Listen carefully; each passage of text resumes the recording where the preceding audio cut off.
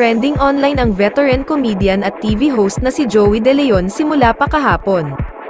Hindi nakaligtas sa mapanuring netizens ang binitawang biro ni Joey sa gitna ng game segment na Gimme 5, ng noontime show na It na napanood sa TV5 kahapon, araw ng Sabado.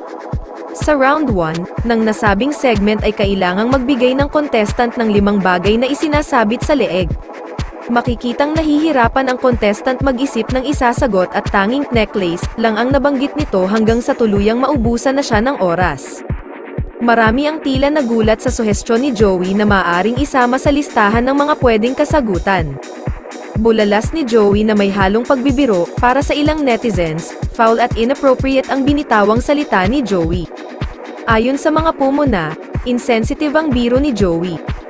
Sa X ay pinutakte si Joey ng kritisismo mula sa ilang mga nakapanood. Ang lala ni Joey De Leon, tumandang paurong talaga, bulalas ng isang netizen. Mayroon namang tinawag si Joey na basura, outdated ang jokes, at wala talagang sense ang mga biro. Dahilan para maging top trending topic ito, kasabay nito ay ang pagkalampag ng netizens sa Movie and Television Review and Classification Board na ipatawag ang veteranong komedyante dahil sa biro nitong napanood ng live sa telebisyon. Matatanda ang naging laman ng balita ng MTRCB matapos nitong patawan ng 12 days suspension ang rival noontime show, ng It na It's Showtime. Nagmula ito sa pagitan ng hosts ng It's Showtime at real-life couple na sina Vice Ganda at Ayon Perez. Hindi naibigan ng MTRCB ang ginawa ni Vice at Ayon, na isa sa naging dahilan sa unanimous decision ng ahensya ng patawan ang programa ng 12 araw na suspensyon. Hindi kumbinsido ang ilan sa pananaw ng MTRCB at inakusahan ang ahensya. May bahid ng politika sa mata ng ilan ang desisyon lalo pat ang pinuno ng MTRCB na si Lala Soto ay anak ng comedian turned politician at dating Senate President na si Tito Soto.